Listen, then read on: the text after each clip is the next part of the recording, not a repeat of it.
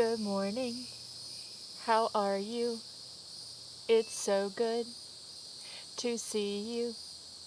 We'll sing and be happy 'cause we're all here together again. Hello, my dears. I hope you had a wonderful weekend. I apologize for being late today. Sometimes you just need to take a break. Do you ever feel that way? So this past weekend yesterday was Mother's Day. And I typically, on my weekends, I'll get out in the yard and I'll do some yard chores, I'll do some laundry, just normal house stuff. And this weekend, I decided to do none of it. I spent time with the kids and I ate a lot of really good food and desserts, and I just did a lot of nothing, including recording my lessons, because sometimes moms and adults, we just need a break. So I took a break. I hope that's okay. But here I am. I am ready for the week. I am going to go ahead and get started like we always do with our calendar. What month is it? It is May. So we are going to count all the way down here. See, yesterday was Mother's Day. We're going to count all the way down here. Are you ready? 1, 2, 3, 4, 5, 6, 7, 8, 9, 10, 11. Now look at that 11. That is a 1 and a 1. What does that first 1 represent? What does that first 1 represent? One group of 10, right? It's a group of 10. And what does the second 1 represent? One extra 1. Very good. So a group of 10 and one extra 1.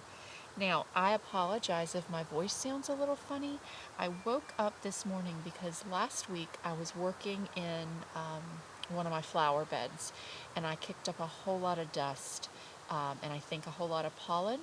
And so, like, my nose is stuffy and my ear is stuffy. Remember Miss Ball talked about that when we were still in school. My ears will get stuffy.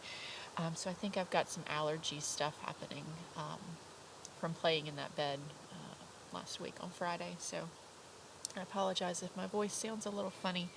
But yeah, dust, man.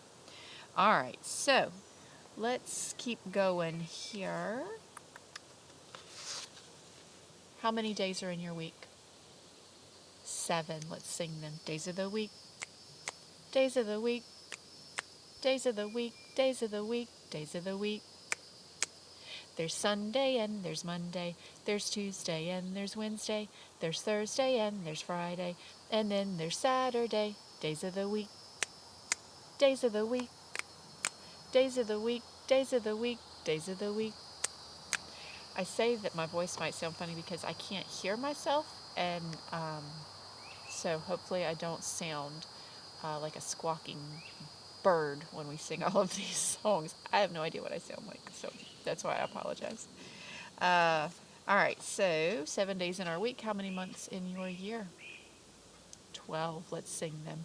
January, February, March, and April, May, June, July, and August, September, October, November, December. These are the months of the year. Very good. All right, guys, it is a Monday. Mondays always mean new essential questions, new units, not new units, new essential questions, new sight words, new letter sounds, a new chapter, pretty much. So let's go ahead and take a look. We've got our new concept and essential question, our weekly concept, what we're going to be talking about this week during reading and social studies. We're going to be talking about natural resources. Your essential question says, how can things in nature be used to make new things? How can things in nature be used to make new things? What an interesting concept. When we were in school, we began talking a little bit about recycling. And I feel like we've talked a little bit about that like last month when we had Earth Day. We talked about recycling. That is one way that you can use things in nature. I'm sorry, that's one way you can make new things. So natural resources are when we take things that naturally occur and then make them into new things. A good example might be my oranges on my tree behind me. They grow naturally, right? They're not made in a store. They grow on this tree right behind me. You can kind of see. Let's see if I pull a branch down here. Let's see, can you guys see this? Let me see. You can't see, it's too far away. Can you see that orange? See it? They're already starting to grow for next year's harvest. So the oranges occur naturally. I don't do anything to them. I don't even water them. They just grow crazy on this tree. And then one way I can turn it into something else, something new or different, I have juiced them before to make orange juice. I've had friends take them and make jellies out of them. So you take something that occurs naturally and turn it into something completely different. So it's kind of piggybacking on the recycling and taking things that are already created to make new things. Now we're going into the natural resources. Something else, water. Water naturally occurs, right? It rains. We have water. If you were to collect that rainwater somehow, you could possibly use it in your garden. You could freeze it to make ice. So that's where we're going this week, talking about things that occur in nature, and how we can take those things and make them into something different. All right, it's time to take a look in our teacher book. All right, so before we get started in the teacher book, I'm going to pull out our big book here. Our big book. It's actually the small version of our big book, but if we were in class, it would be big. All right. So it says on here, how can things in nature be used to make new things? Oh, look at that. I didn't even know. Look at the girl. What does she have? What does she have? She has oranges. And what is she making? Orange. The question says, what is the girl made from an orange? Orange juice. I didn't even know, silly Miss Ball. I was just talking about what was nearby. My beautiful orange tree. I love it. All right, we got a couple new words. Couple new words. Got everything spread out all over my table out here. I gotta find it. All right, a couple new words this week. We only have 2 for this week.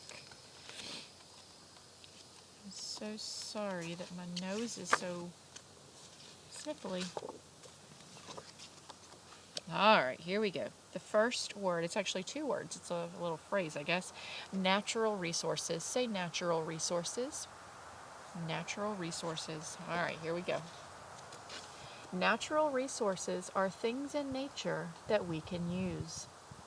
Water is a natural resource. Look at the picture of water, one of our natural resources. People use water to drink and give to plants so they can grow. We cannot live without water. All right, so your turn and talk. Ooh, this is a good one. I'm going to have to really think on this one. All right, your turn and talk if someone's in the room with you or an older sibling or just your reading buddy. What is a natural resource near our school? So think back. I know it's been a few weeks, almost months now. We're getting into the months, unfortunately. Think back. A natural resource, things in nature that we can use. Something near our school. Go.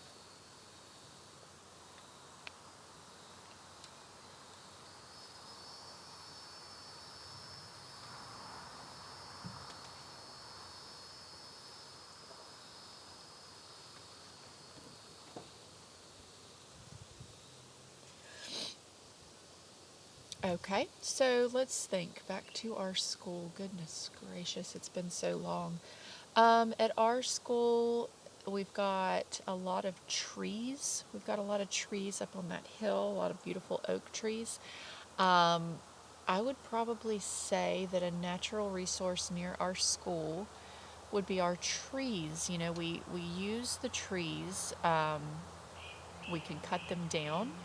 We're not going to cut down our oak trees. They're beautiful. But trees in general, you can cut down trees to turn into a lot of things. Boards to build things. Paper comes from trees.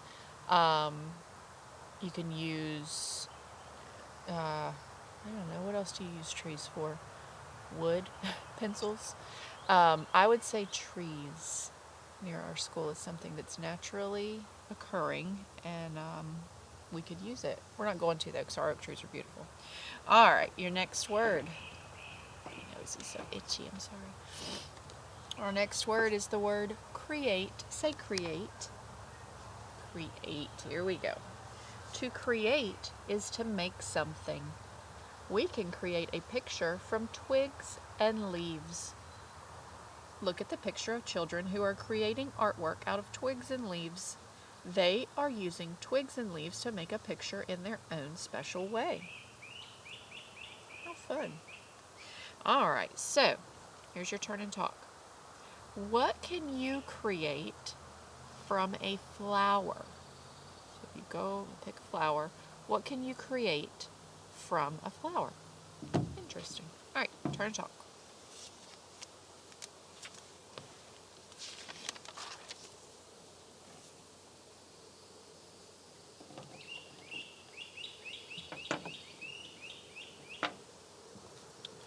All right. I feel like I've seen you guys, some of you do this when we used to go out on the playground. You would go and pick a flower, and if you collect enough flowers, you can twist them and make them into a bracelet. I've seen you guys do that before. So that's what I would do with a flower. I'm sure there's many different things you can do. That's what popped into my head first. Okay, we have a new story this week. We have a new story this week. It is called Bread Comes to Life. Bread Comes to Life, a garden of wheat and a loaf to eat. All right, so let's take a look at the cover. Oh, it's like a big slice of bread. Check that out. All right, so looking at the cover of this story, what do you think the genre of this story is? The genre. Okay, yeah, I think it's going to be a nonfiction story as well. Um, and just looking at it, it's got a picture of a real slice of bread, right? And not only is it going to be a nonfiction story, but I think it's going to be an informational text as well. And we know that because informational texts typically have photographs which show that things are real, and then it gives us facts or true information about different things. All right, so we're going to talk about a few different words. We have 5 words we're going to listen for in this story. I think that's the most we've ever had. All right, so the first word is the word yield. Say yield. Okay, when you yield, yield means an amount of something or how much is made. So, how much. So you yield 6 cups. You have 6 cups of something. All right, say tough. All right, now we know what the word tough means, like if you're tough, but in this book, the word tough means that it's hard to chew. Like if you've ever eaten like a piece of steak that's cooked too long, it can be tough. Sorry. Tough. Okay, the next word is the word stalks. Say stalks. That one's hard to say. Stalks. Stalks. The stalk is the stem of a plant. All right. Dough. We know what dough is. It's a mixture of flour and water used to make bread and other food. Or Play-Doh, right? Okay, and then say, I think I'm saying this word right, chaff. And if I'm not saying it right, feel free to send me a message and I will fix it in tomorrow's video. Chaff is the outside part of a grain's seed that's not needed to make bread. Okay, so I feel like we will find some of these words in our reading, and we'll see how they're used. All right, so let's go ahead and take a listen to Bread Comes to Life. It is by George Levinson, and photography is by Schmel Fowler. Schmel Fowler.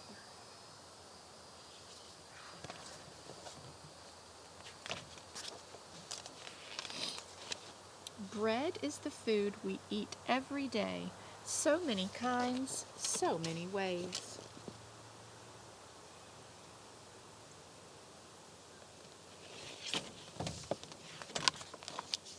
White bread, black bread, small bread, tall bread, thin bread, twin bread, dinner rolls, bread with holes, hard, day-old, tough bread, soft, squishy, fluff bread.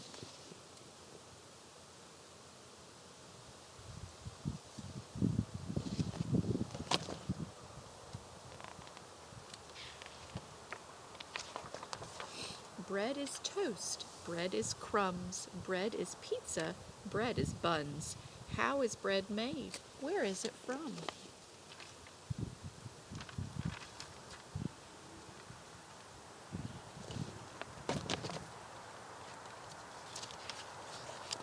This baker makes his bread from scratch by sowing wheat in his backyard patch. Soon those seeds send down to roots and sprout into shoots of bright green grass.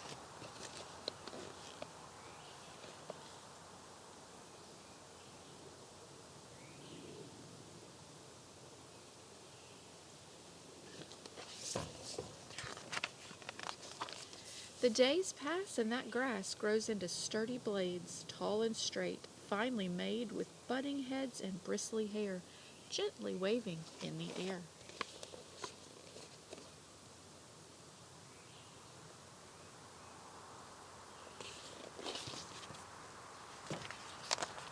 When the crop is ripe and old, the tops are bowed with streaks of gold, and every head of wheat contains many tiny finished grains.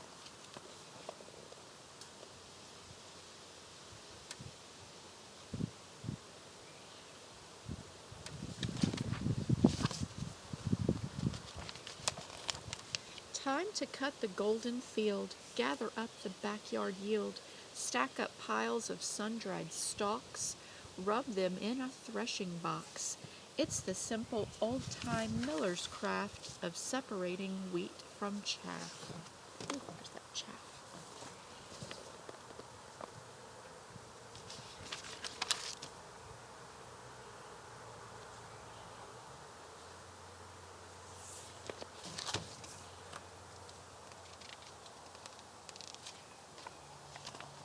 What's left are seeds, a hefty load, many times the number sowed, and each new grain of harvest wheat looks just like a loaf to eat.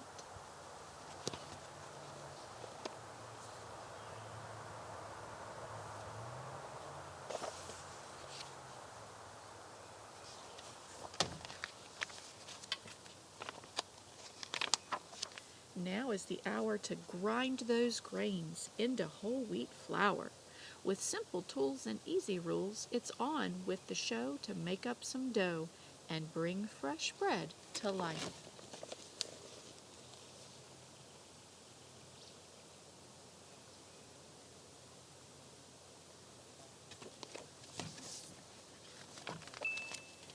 Yeast, honey, water, flour, salt, oil, and muscle power.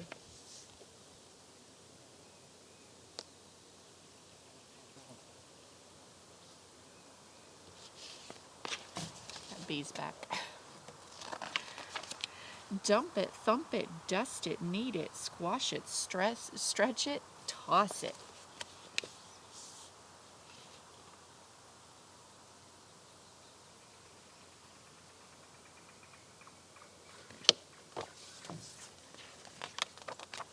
Set it aside to rest and rise. It grows and grows to twice the size. Punch it down, give it some shape, let it rise again, put it to bake.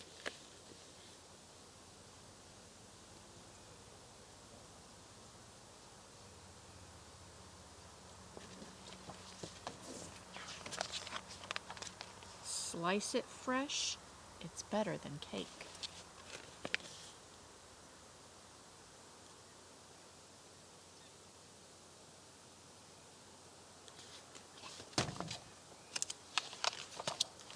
Whatever the shape it finally takes, wherever the place it finally bakes, every day we are blessed with a mountain of bread. It's the staff of life, may all be fed.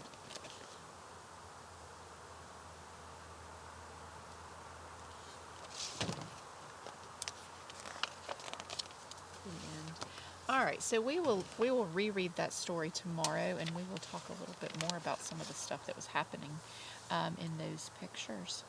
All right, moving right along, we have a new vowel sound. We have done long A says A, and we have done long I says I.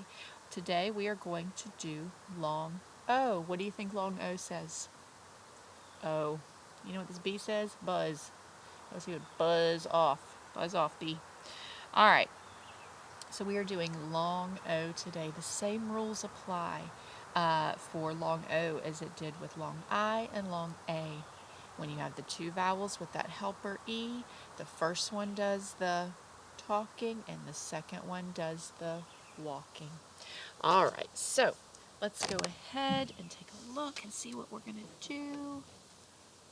Okay, so the first activity they want us to do is I'm going to read some words, and you're going to tell me if it's a long O or a short O. Now, long O says O, short O says ah, just like you're at the doctor's. Say ah. Good. All right, so here we go. I'm going to read a set of words. You're going to say if it's long or if it's short. All righty, here we go. Repeat after me. Globe, nose, rope. Globe, nose, rope. Long O or short O? That one's going to be long. I guess long would be more like this, but either way, it's kind of hard to do when we're sitting in front of a camera. That's a long O. It says its name. All right, let's do another one. Are you ready? Yoke, yo-yo, comb. Yoke, yo-yo, comb. Long O or short O? It's going to be a long O. Good. All right, you ready? Sew, toe, mow. Long O again. Good job. All right, let's do this one. Hot, lock, fox. Long O or short O? That one's a short O. All right, let's do one more. Goat, boat, row. That's saying his name. That's that long O sound. Very good. All righty. Man, oh man, the further we get, the shorter these lessons get, don't they? Look at that. All right. Well, that's all they've given us, but I'm going to give you guys a few more things. We're going to follow that same pattern here, and I'm going to have you guys read to me. You guys are so smart. I don't think we need to wait till they tell us to do something. I think we can go ahead and jump right in. All right, I'm going to write some words. You're going to sound it out. You're going to tell me what it says. Are you ready?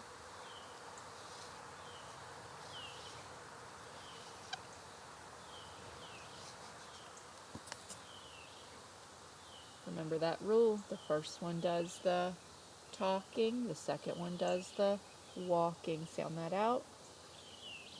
T-O. T-O. What's the word? Toe. That is a toe. All right. Let's do another one.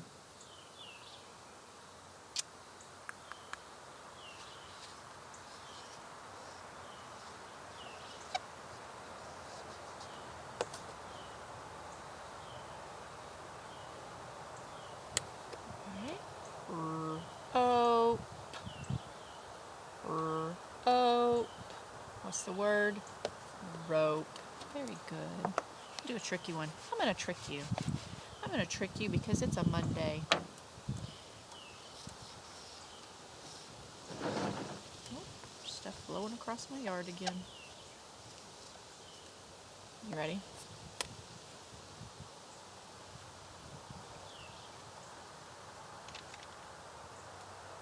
Ready? Globe.